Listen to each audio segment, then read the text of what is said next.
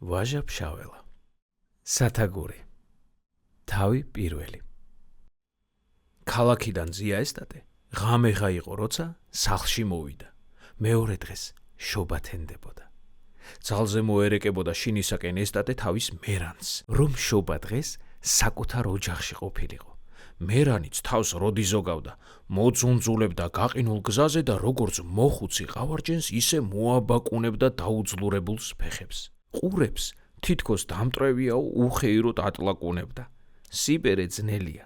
გმირს როსტომსაც კი მოხრევიაო. ნათქვამია და რასაკვირველია, ესტატეს მერანი დაეუძლურებინა. პატრონი მაინც დღესაც გაყიდვას არ უპირებდა, თუმცა მისი ცხენი 20 წელს გადაცილებული იყო და მუშტარიც ბევრი ჰყავდა. ვინ იყვნენ თუ იცით ესტატეს მერანის მუშტრები? წვრილი მოვაჭრენი, ჩარჩები, ქათამკვერცხის წვრილმანის მყიდველ-გამყიდველნი, რომელნიც სუნით დაეძებდნენ იაფფასიან საქონელს ცოტა ხელის მოსანაცვლებლად. მაგრამ ესტატე დიდ სუარზე დიდგა. ჩემი ცოცხალი თავით მერანს ვერ მოვიშორებ. დიდი ამაგი აქვს ჩემზედ, აქაო და დაბერდაო. ამიტომ ავიყო და ჩარჩებს ჩავუგდო ხელში, რომ ტყავი გააძრონ. ბებერი ვარ, მას ჩამსვით გოდორში და დამაგორეთ კლდეზე. ეგ არის თქვენი სამართალი. გაყიდვა არ შეიძლება. უნდა ჩემს ხელში მოკვდეს. ამ პასუხით ისტუმრებდა ესტატე ყველა მუშტარს. ძია ესტატე მეტის მეტი კეთილი, სათნო ადამიანი იყო. იმისაგან წყენა სოფელში პირუტყვსაც კი არ მოაგონდებოდა განაღამც ადამიანს. მხიარული, ღაჟღაჟა, მუდამ მოცინარი, გადაპენტილი სახისა ოჯახის გაყრაში და მოჩხუბართა შერიგებაში აუცილებელი შუაკაცი იყო და ლხინში თამადა. აბა, შერიგდით, ეტყოდა ესტატე მოჩხუბრებს. რა გაჩხუბებთ, თქვენ კაიკაცებო, განასულ ცოცხლები ვიქნებით. ხომ უნდა დავიხოცნეთ. ეს ჩვენი წუთი სოფელი, წუთია. სიამოვნებით გავატაროთ, იმას რას ჯობია. სისხლით არ დაბანილა, არც დაიბანება. სისხლს წყალი დააბანს მხოლოდ. აბა მოდით პროშტი, ჯერ მემაკოცეთ, მერე ერთმანეთს აკოცეთ. თუ რამე საჩხუბარი გაქვთ, იმას რას ჯობია დინჯად მოლაპარაკებით გავათავოთ. მუშტიკრივით ვის რა გაურიგებია, თქვენ გაარიგოთ. ოღონ შერიგდით და სადილი ჩემი იყოს. ესტატეს არც შუაკაცობა მოუწდებოდა და დაპირებასაც ხელად აასრულებდა. ხელობით სოფლის დალაქი იყო და თავისთვის ტკბილად ცხოვრობდა. ჰქონდა საკუთარი სახლკარი, ვენახი, ცოტაუდენი სახნავი მიწა, ერთი თვალი წისქვილიც უბრუნავდა. ძმათა მოყვარეს, კეთილს, სათნოს, უწყინარს, პურats, გულats და ამასთან ხანში შესულს ადამიანს სოფლელებმა ძია ესტატე დაარქვეს. ყველა დიდი და პატარა ესტატეზე ხნიერებიც კი ძიას ეძახდნენ. ესტატეს ხანდახან ხუმრობაც უყვარდა. როცა მაგალითად ქალაქიდან მოაძუნძულებდა თავის რაშს და გზაში ნაცნობები მიესალმებოდნენ. ძია ესტატეს გამარჯობა, საიდან? იერუსალიმიდანაო, უპასუხებდა. ქალაქში მიმდინარს თუ შეეკითხებოდა ვინმე, საითკენ გაგიწევია? იერუსალიმშიო, უპასუხებდა და თან გულიანად იცინოდა. არა, ეგ ოჯახქორები რომ კითხავენ, საით მიემგზავრებიო, როგორ არიციან კატის მანძილი საბძელია.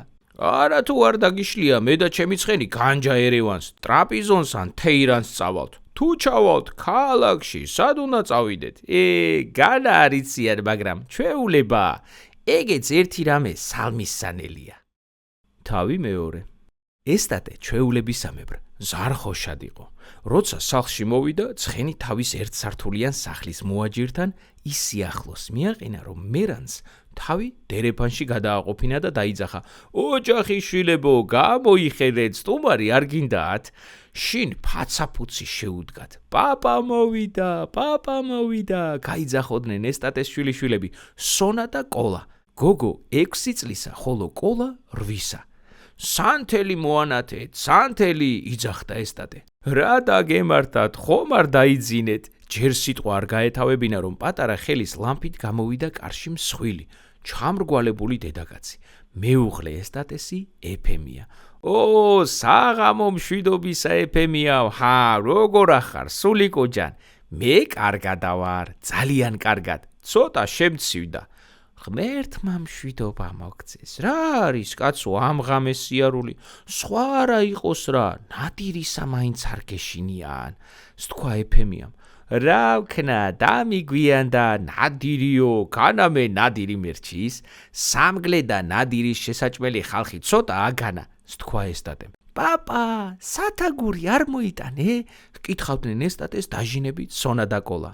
ჩუსტები, წუღები, საკაბე? შესტიკტიკებდნენ მოაჯირზე მიყრდნობილი ბალღები პაპას. ყველაფერი მოგიტანე ჩვილებო, ყველაფერი, უპასუხებდა ესტატე და თან ხურჯინსა ხდიდა. ამ დროს მისმა მერანმაც დაიხვიხვინა და ისეთი ორთქლი ამოუშვა ნესტოებიდან, რომ ეფემიას კინაღამ ლამპა გაუქრო. რა იყო ჰო, კარგი ცხენოს, თქვა მან გაჯავრების კილოთი. ქერი უნდა საწყალს ჩემს მერანს, თქვა ესტატემ.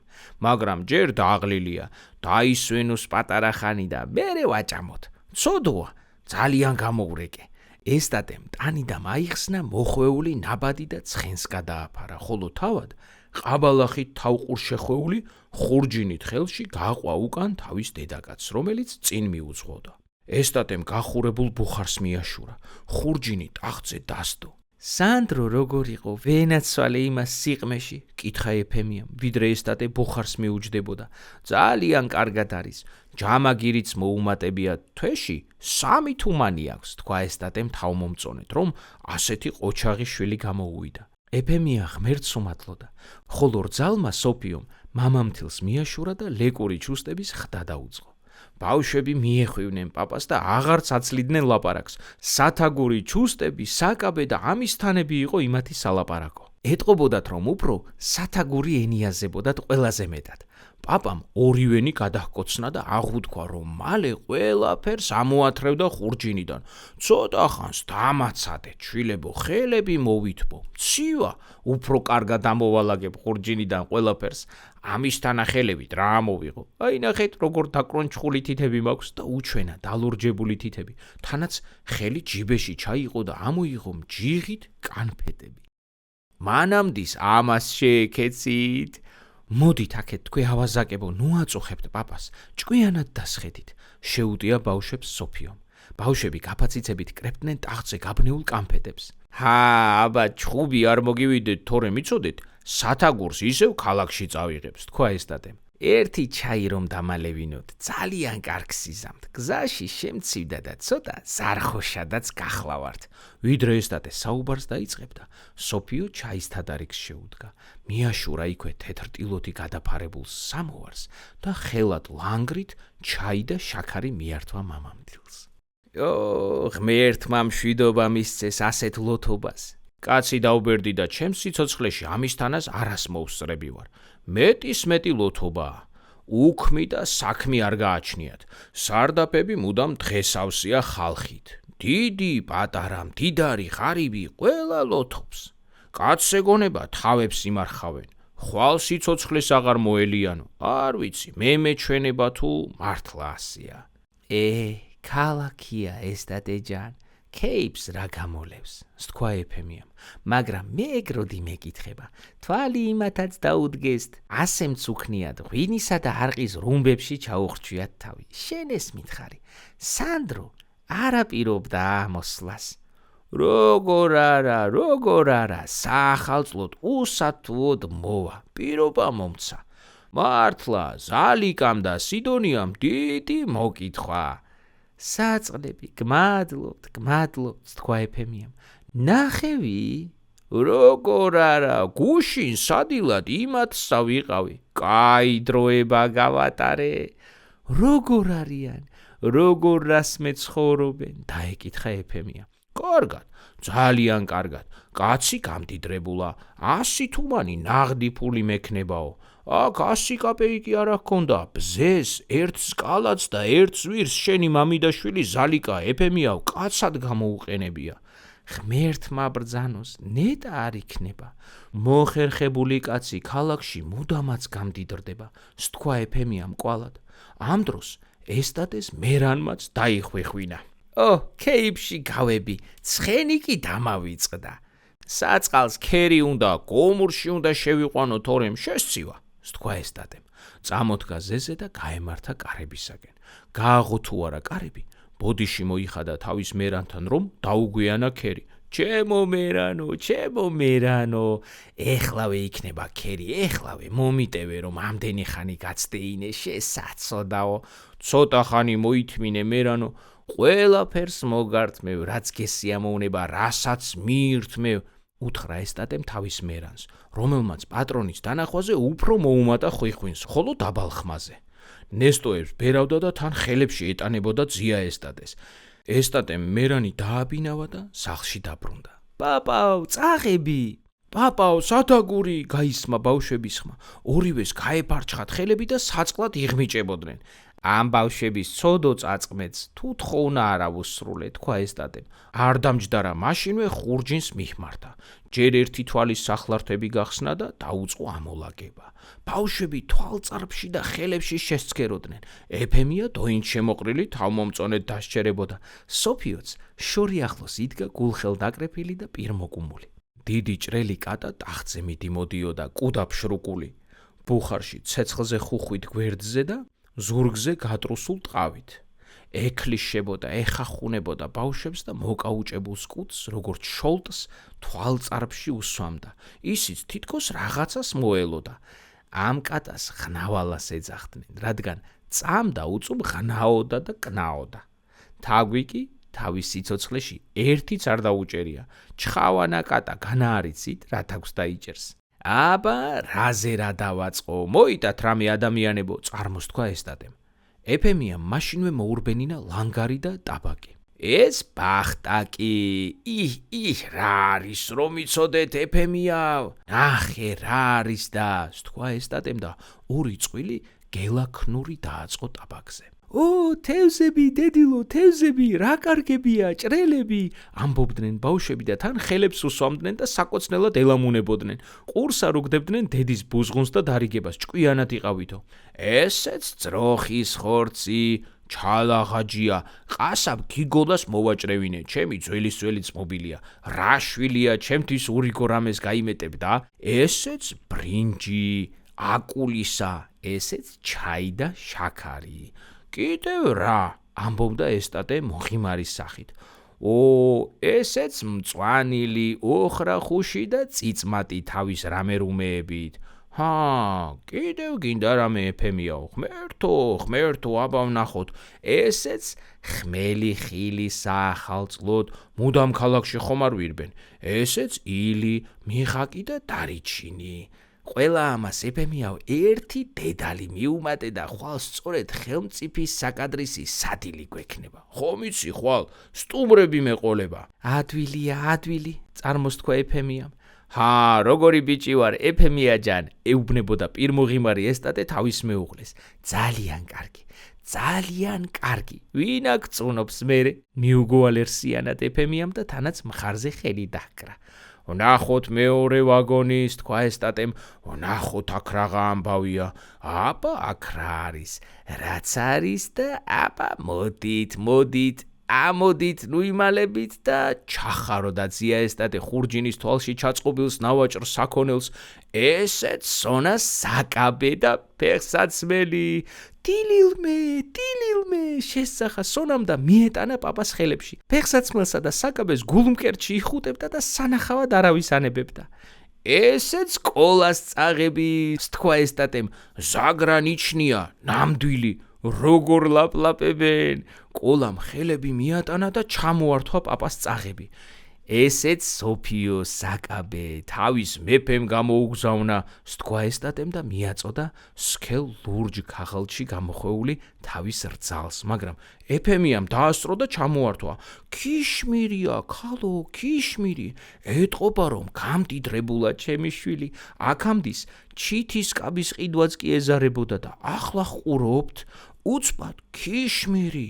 კარგია, მშვიდობაში გაცვითე შვილო, თქვა ეფემიამ და გადასცა რძალს საკაბე. ესეც შენთვის ფლოსტები, ჩემო გრიტო და მარგალიტო, თქვა ესტატემ, ნამდვილი საშენოა, საბებრო. ამის მეტი ვერაფერი გიყიდე, რადგან ჯიბესთან უკაცრავად გახლდით. ჩვენ ბებრები ვართ, მე ძველი ჩოხით, შენ ძველი კაბით, ჩემო ეფემიაო, ამათ გაიხარონ. ჯეილები არიან. ჩვენ იოლად გამოვალთ. ვინ გემტურის კაცო? ამისაც დიდი მადლობელი ვარ, თქვა ეფემიამ. სულ ბოლოს ძია ესტატემ დიდი ამბით ამოიღო სათაგური, რომელიც დააბარა ყველა ოჯახის წევრმა დიდი ან პატარიანად გულმოდგინებით. ესეც თქვენი სათაგური, წარმოს თქვა ესტატემ. ვნახოთ, რამდენს თაგვს დაიჭერთ. გიშველა ღმერთმას, თქვა გახარებულმა ეფემიამ. სულიღა დაამწარეს ამ თაგვტიალებმა. განჯინაში ვეღარაფერი შემინახავს. ბავშვებმა სათაგურს დაუწყეს სინჯვა. აბა როგორია დედილო, გაიძახოდნენ ისინი და თან გულმოდგინედ ათვალიერებდნენ თაგვების სულთამხუთავს. მაშარა, შენ დაიჭერ თაგვსა, მეხი კი ჩაგარტყი მაგ თავში, თქვა ეფემიამ და თანაც ღნავალას, რომელიც ცეცხლის პირას წამოყუნთებულიყო, თავში სილა ჩაარტყა. მთელი წელიწადია თვალყურს ვადევნებდა. მე ამის დაჭერილი თაგვი ვერავ ნახე. ეს სასიკვდილი მარტო ხელებში შემოგჩერებია, რომ ვაჭამოთ რამე. თქვენც სათაგური ამუშავეთ, თქვა ესტატემ. ღნავალა ძალიან ჭკვიანად იქცევა. ცოდოს ერიდება. ცოდოს ამის მამზემა, თქვა ეფემიამ და წაჰკრა მუჯლუგონი კატას. დაიკარგი აქედან შესასიკვდილემ. ეგ შნო ჰქონდეს, ცოდოს არ მოერიდებოდა, მაგრამ უნარი რომ არ გახლავთ. თაგვების ჯავრის ამოყრის იმედი ყველამ სათაგურს დაამყარა. იმის მომზადებას შეუდგნენ. ეფემიამ ცეცხლზე დიდი კაკლის ლებანი მოშუშა. დააგო მავთულზე და ასე ფეხზე შეყენებული დადგა განჯინაში. როცა ბავშვებს აუხსნა და თვალსაჩინოდ აჩვენა, თუ როგორ შეძვრებოდა თაგვი, როგორ დაუწყებდა ცუცნას ლებანს, მახე როგორ დასხლტებოდა და მოამწყდებდა შიგ ავაზაკს. მცირე ვახშმის შემდეგ დაიძინეს. ბავშვებმა საშობაო საჩუქრები ბალიშქვეშ ამოიდეს. ბუხრის წინ მხოლოდ ღნავალას თვლემდა, ხოლო ბუხრის გვერდზე ლობიოს სადუღარი მოჩანდა სახელოვან ციცხვით, ყორნის ბოლოსავით გაშავებულ სარქველიანად. თავი მესამე. სათაგვეთის სამეფოში დიდი ჩოჩქოლი ატყდა. განჯინიდან არაჩვეულებრივი, გულის წარმტაცი, ყნოსვის დამატკბობელი სუნი შემოდიოდა. მთელი გუნდი თაგვებისა დაიძრა ამბის გასაგებად. წინ მიუძღოდა სახელოვანი ფიცხელა, განთქმული სიმართით, გულადობითა და გამბედაობით. იმას მოსდევდა ცელქა, შემდეგ წქმუნა, მერე კუდა, ფხორა. დანარჩენ თაგვების სახელს ვინ ჩამოსთვლის, ან კი მთელი ფარა იყო, სულ რჩეული ვაჟკაცები. როცა პირველად ჩამოიხედეს განჯინაში, ცოტა არ იყოს შეკრთნენ. სათაგური დაინახეს. ბიჭებო, აქ რაღაც ოინია, წამოიძახა ფიცხელამ. ჯერ ამისთან არა მეაქ არ მინახავს, არც ჯამს აღგავს, არც ქილა, არც ბადია, არც საშაქრე, არც ბოთლი. სხვა რაღაც რამ არის საუცხოო, საგანგებოდ მოწმულ მოქარგული და ის მშვენიერი სუნიც სწორედ იქიდან მომდინარეობს. ხედავ კიდევაც ლებანია ნიგზისა. აბა შეხედეთ, როგორ მარჯვედ მოსატაცებელია. თაგვებმა ცქერა დაუწყეს. ხან ერთი თვალით გასცქეროდნენ, ხან მეორეთი, მართლაც საუცხოო რამ მანქანაა. სიფრთხილეს თავი არ სტკივა. ჩვენ სამტროდ არ იყოს, ბიჭო, მოგონილი და რაღაც იმნაირი რამას ჩანს, ჩემი გული და თვალი არენდობა, თქვა ცელქამ. ჭეშმარიტება, ჩორჩულებდნენ სხვა თაგვები და ადასტურებდნენ ცელქას მოსაზრებას. უნდა ახლოდან გავჩხრიკოთ, მაგრამ ვინ გასჭრეკ, საქმე ისაა. აქ რას ვაკეთებ? ვაჰ, დედას ჩემი მტრისასა, განა ეგრეც დაულაჩრდით, შევარცხინო სათაგვეთი, თქვა ფიცხელამ. შენ იცი, დართეს ნება სხვა თაგვებმა. მხოლოდ ახლო არ მიეკარო, შორი ახლოდან გაჩხრიკე. ახლო არ მიეკარო, გირჩევ შორი გზა მოიარე, შინ მშვიდობით მიდიო ნათქვამია. ფიცხელა პირდაპირ მიცუცუნდა.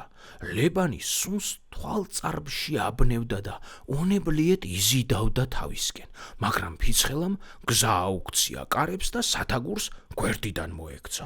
შემოუარა რამდენჯერმე გარშემო, ვერაფერი სახიფათო დასახა. სადაც ერთი ლებანია დარჩენილი, უთავდარიგო დიასახლის დავიწყებია. დაბრუნდა და თავის ამხანაგებსაც ესევე უამბო. რა სიტყვით, ბიჭებო? უთხრა ფიცხელამ თაგვებს. მე საშიშს იქ არაფერს ხედავ. გაბედავთ ვინმე შიგ შესვლას თუ ვერა?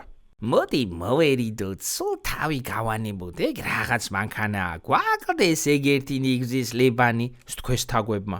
აი თქვენ ლაჩრებო თქვენა. ეგ არის თქვენი ბიჭობა რომ ტრაბახობდით. მეს ვაშკაცობა ჩავიდინე, მესაო, შეგირცხვათ ვაშკაცობა.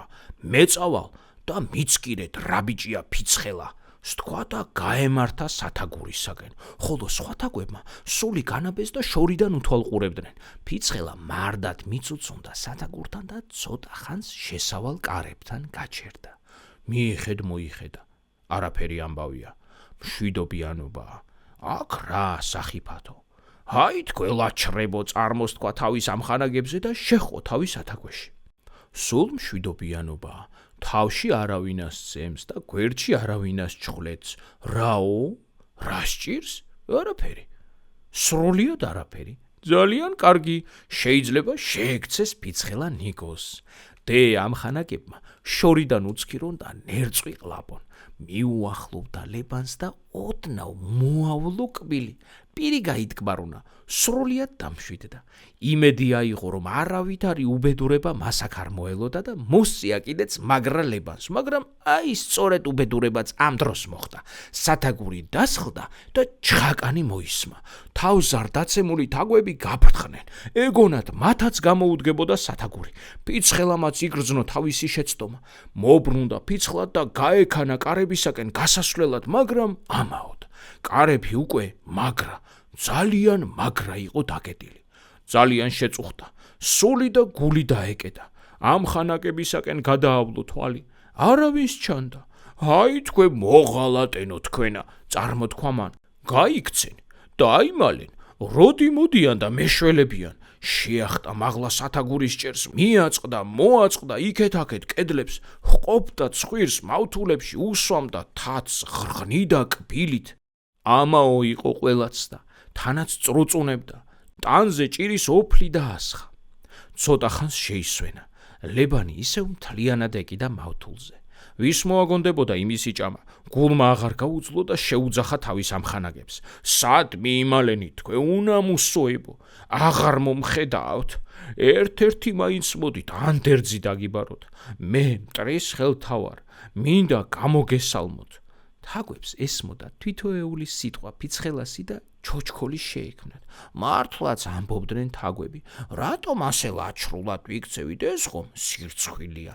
მივხედოთ იმ კაცს საუკეთესო ვაშკაცს ავკარგავთ, სთქვეს და დაემზადენ მისაშველებლად. ყველაზე წინ ცქმუნა მიცუნცულდა ფიცხელასთან ვიშვიშით. მოგიკვდა ჩემი თავი, ამბობდა ცქმუნა და თან ცრემლებს იწმინდავდა თვალებიდან. აბა რაღა თავი ქვას ვახალო და როგორ გიშველო. უნდა გაგეკონა რომ გაფრთხილებდით. მეტად უჯიათი ხასიათი გაქვს, არ დაგვიჯერე. შენი თავიც დააყოლე და ჩვენც. უსვამდა ცქმუნა გარედან თათს, ცდილობდა გაეგლიჯა სათაგურის მავთული. ნუ გეშინიათ, ფიქრი არ არის, როგორც იქნება გამოვალ, ნუ ტირით მოკვდეს ბიჭი ფიცხელა თუ ადამიანს ხელში ჩაუვარდეს. და თუ ვინიცობაა მოუკვდე და მტერმა გაიხაროს, შენ გეუბნები მარტო საიდუმლოს. ეზოში რომ დიდი ნიგზის ხედგას და გზისკენ მსხვილი ფესვი აქვს გაწდილი, იქ 1-4 ხილი მაქვს შენახული. ამოიღე და მოიხმარე. შეგასახარელო, მაგისი დარდი მაქვს ეხლა, უპასუხა ცქმუნამ. თუმცა ნათქვამი ესიამოვნა და კარგადაც დაიხსომა. ამ დროს სხვა თაგვებიც მოვიდნენ ჯარად და შემოერტყნენ გარს სათაგურს. ყველამ სათითაოდ მიუტირა გალიაში დამწყდეულს თანამოძმეს, უბედურება. ფხორა მაღალი ხმით ტიროდა, მოსთქვამდა, სხვანი ფანს ეუბნებოდნენ. თაგვების ზარი გაიმართა, მაგრამ ისევ ფიცხელა უტევდა, ამხნევებდა. ნუ ტირით, დანო და ძმანო, მე თქვენი ჭირის სანაცვლოდ ვიყო, მაგრამ ჯერ კიდევ იმედია დავეღწიო ამ წყეულ საპყრობილეს. თქვა ფიცხელა. საიდან და როგორ მოგიკვდა ჩემი თავი, არ შეიძლება, უთხრა ფხორამ. სხვაფრივ თუ ვერა. ხეს გავჭრე კბილით, მაგრამ ეს ოხერი კბილი არ უდგება არ საიდან, მიუგო ფიცხელამ. დიდ ვაებაში და საგონებელში ჩავარდა თაგვების გუნდი. ზოგნი ლოცულობდნენ და ღმერთს ეხვეწებოდნენ, დაეხსნა გაჭირვებიდან მათი თანამოძმე. სხვანი გარედან მახის მავთულებს ღრღნიდნენ, ტყუილად თავპირს იმტრევდნენ. გათენდა კარგად. უნდა წასულიყვნენ თავთავიანთ ბინაზე, მაგრამ ფიცხელას მარტოდ უნუგეშოდ, უპატრონოდ დატოვება ემძიმებოდათ. ამ დროს ნემსა მისდგომოდა ფიცხელას, ბაქავდა და საყვედურით ავსებდა. ახია შენზედ გეგონა შეგრჩებოდა იმ დღეს, რომ კაკალი მომტაცე და შეეკეცი, ვენა მოგშხამდა, ვენა ცვალე ღმერთ შენი ჯავრი რომ ამომყარა, გამობრძანდი რაღა, თუ კაი ბიჭი ხარ. ეუბნებოდა ნემსა ნიშნის მოგებით. გამოვიდე, მას შენ გონია სულ აქ ვიქნები? ვაი დედი შენის ღმერთს, თუ გამოვედი, მაშინ მიცნობ როგორი ფიცხელა ვარ, იქნება შენი ქათიბის ბეწვი ნიავს აქეთ-იქით მიქონდეს. გიხარიან რომ დავემწყდიე. მოიცა, ჯერ გავთავისუფლდე და მაშინ ნახავ შენს სეირს, ეუბნებოდა გაბრაზებული ფიცხელა. ცქმუნამ ვეღარ მოითმინა და ნემსას თავში თათი ჩაქრა. განა ისეც დაეცა ფიცხელა, რომ შენც მაგას ეუბნებოდე, წუპაკო შენა. განა ეხლა დროა საყვედურისა, დაიკარგი აქედან, შეუტია ცქმუნამ. სხვა თაგვებიც ასევე მოეპარნენ ნემსას და გააძევეს იქიდან. თაგვები ბჭობდნენ, როგორ ეშველათ ფიცხელასათვის, როგორ დაეხსნათ იგი საპყრობილედან. ძმებო, ამხანაგებო, დაიძახა ბოლო დროს კუდამ. მე ძალიან კარგზე კარგი ხერხი მოვიგონი, თუ თქვენც დამეთანხმებით, ცადოთ და თუ არ გამოდგა, ჩამქოლეთ. სთქვი, თუ მოსაწონია, ჩვენც აქ მზადა ვარ დაგეთანხმოთ, სთქვეს თაგვებმა. მე იცით რას ავფიქრობ, განაგრძო კუდამ. ეს რაღაც წეული მანქანა შემოიტანა ამ ჩვენს სანადიროში შეჩვენებულმა ადამიანის ხელმა, რომელმაც შეიპყრო ჩვენი ძვირფასი ძმა და მეგობარი, სახელოვანი ფიცხელა. უნდა აქედან გადავკარგოთ, შევებნეთ ყველანი შენ ავათრიოთ და იქ დავლეწოთ, დავამსხვრიოთ, რომ ერთი ნამცეცა ნაჭერი ძარსად მოიპოვებოდეს მაგისა ამ მიდამოში, თორემ განა მარტო ამ ზარალს გვაკმარებს, ბევრ სხვას უმეცარს ჩვენი სტომისას იმსხვერპლებს ეგ მანქანა. მართალი, ყოჩა ყუდავ, დაიგრიალეს თაგვებმა ერთხმად. მშვენიერი, ფიცხელასაც ამ საუბარზე მეტი გული მოეცა და უფრო მამაცად და მარდად დაიწყო სათაგურში სირბილი და ზედ ბღოტიალი. აბა შეუდგეთ საქმეს, დაგვიანება ხელს არ მოგწევს, მოგვასწრებენ და ავს დღეს დაგვაწევენ. თაგვები ერთად მოეხვივნენ სათაგურს, ცელქამ ჩასჭიდა კვილი კუდზე, ცელქას ფხორა მოეჭიდა, ფხორას კუდას ცქმუნა, იმას სხვა და გაიჭიმა კუთნეულ ხარ კამეჩებივით თაგვების გუნდი. აბა, გასწით ბიჭებო, გასწით თქვენს ღმერთს ვენაცვალე, აქეზებდა შიგნიდან ფიცხელა. დაიძრა, მივდივართ. მართლაც თაგვებმა ერთს გოჯზე აათრიეს სათაგური და უფრო გამხნევდნენ. ნგეშინიაც მაუფიცხელა მოკვდეს ფხორა თუ მტრის ხელში ჩაგაგდოს, უთხრა ამან ფიცხელას, როცა თაგვებმა სულის მოსათქმელად შეისვენეთ, დაისვენეთ, უფრო კარგად გასწევთ, ეუბნებოდა თაგვებს ფხორა.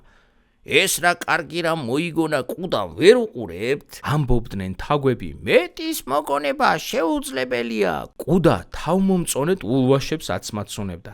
მას თქვენ გეგონათ მე თავში ბზე მიყრია, არაც მობილებო, ეს ჩემი ჭკუი თავცხოვრობ, იცით რა უინები გამიწევია, სად გამძრალ ვარ, სად გამომძრალ ვარ, სად გადამხტარ ვარ, მე ეს კუდი სათაგურმა არ მომაკრიტა. ის უსხვანაირი იყო, მაგრამ გამოვუსხტი მაინც ცოცხალი და დავიძარ. მას შემდეგ, მაგისთანა ოჭყო რაც შემეჯახება, მუდამ გზას მოგცევ, ვერიდები, ან კი ძალად თავი რად უნდა გაიფუჭოს კაცმა. გიჟი ვარ, კაკლიანს, თხილიანს, კოტში ან გოდორში შევძრე. რა ჭკუა იყო, რომ ერთი ლებანისთვის ფიცხელამ თავი გაიფუჭა. თუ ჭკუა არ იყო, ვაშკაცობა ხომ იყო, სთქვა სათაგურიდან ფიცხელამ. მაგის მეტი რა გეთქმით, ანკი. ვაშკაცის გული სულ სხვა. თქვენ რა ვაშკაცები ხართ მერე? სათაგური რომ დასხლდა, თქვენ დაფრთხით. გეგონათ უკან გამოგეკიდებოდათ, მაგრამ უნდა გენახათ, მე როგორი ომი აუტეხე და როგორ გადავკაწრე მავთულები. მაშ ის იყო გათენდა, როცა თაგვებმა სათაგური თავიანთ საძრომ სათარეშო ხრელთან მიათრიეს და რაც ძალი და ღონე ჰქონდათ, წრიპინებდნენ, წრუწუნებდნენ. ამხნევებდნენ ერთი მეორეს, ბეჯითად გაეწიათ და აეთრიათ სათაგური, მაგრამ ვერაფერს ხდებოდნენ. ვერ მოისაზრეს, რომ სათაგური ხრელში არ გაეტეოდა და მაინც თავებს აკლავდნენ. თავი მეოთხე. მღვდელმა წირვა ჩვეულებრივზე ადრე გამოიყვანა. ასე 11 საათი იქნებოდა, რომ საღდრიდან ხალხი გამოიშალა. წირვაზე მხოლოდ ესტატე და მისი რძალი, სოფიო იყვნენ. ეფემია კი სახლში მზარეულობდა, სტუმრებს მოელოდა. ჩვეულებისამებრ ამ საუფლო დღეს ძია ესტატე უსტუმრად არ დადგებოდა. ეფემიამ ყველაფერი მოამზადა. ღვინოც ამოიღო ქვევრიდან დოქებში და აგერ ესტატეც გამოჩნდა თავის სტუმრებიანად. წინ მღვდელი, მოხუცებული მაქსიმე მოდიოდა. წითელს ბზის ჯოხს მოიბჯენდა. თეთრი წვერი გულმკერძზე სცემდა. გაშინჟღილებული სახით მხიარულად მოლაპარაკობდა. იმას გვერდით მოსდევდა დიაკვანი, მასწავლებელი სპირიდონი, აცტავნოი კაპიტანი მიხეილი, რუს-ოსმალეთის ომის დროინდელი გმირი, რომელიც სოფლად ცხოვრობდა თავის მამულში და თავის სიცოცხლეს ატკბობდა, გუნებას იხალისებდა წარსულის მოგონებით, გლეხებთან თავის ვაჟკაცობაზე და გმირობაზე საუბრით. იმათ მოსდევდა რამდენიმე გლეხკაცი. ეფემიამ დაინახა, რა მომავალი სტუმრები მაშინვე შეუდგა სუფრის გაშლას და გადაფინა ტახტზე გრძელი ლურჯი სუფრა. დაალაგა პურები, დადგა შუა სუფრაზე ბლუდი, რომელზედაც ჯერ ისევ ორთქლი ასდიოდა აღმა ფეხებ აფშვერილს დედალს. ჩამწკრივა ბოთლები, დაალაგა სხვადასხვა სანოვაგე. აგერ სტუმრებიც შემოქუჩდნენ დერეფანში და აუტეხეს ფეხებს ბრახაბრუხი. იყრეინებოდნენ ფეხსაცმელებიდან თოლსა და ტალახს. მობრძანდით, ბატონებო, მობრძანდით, არაფერი უშავს, ნუ შესწუხდებით, იატაკი არ გაფუჭდება, უთხრა სტუმრებს ეფემიამ, რომელიც წინ გაეგება და გულმოდგინედ ეპატიჟებოდა სახლში. მოგვილოცნია დღესასწაული დაესწარით მრავალს, მეუღლით, შვილებით, ულოცავდნენ სათითაოდ სტუმრები. გმადლობთ თქვენიანად, უპასუხებდა დიასახლისი და თან თავს უკრავდა ყველას. აბა მზად ხარ ეფემია ქალო, დაეკითხა ესტატე მეუღლეს. გვშიან, აი მამა მაქსიმე სულ ბუდამ იმას გვიბრძანებს ხოლმე, პური და ღვინო ახარებს გულსა კაცის ასაო. დააბოლოვა სიცილით ძია ესტატემ.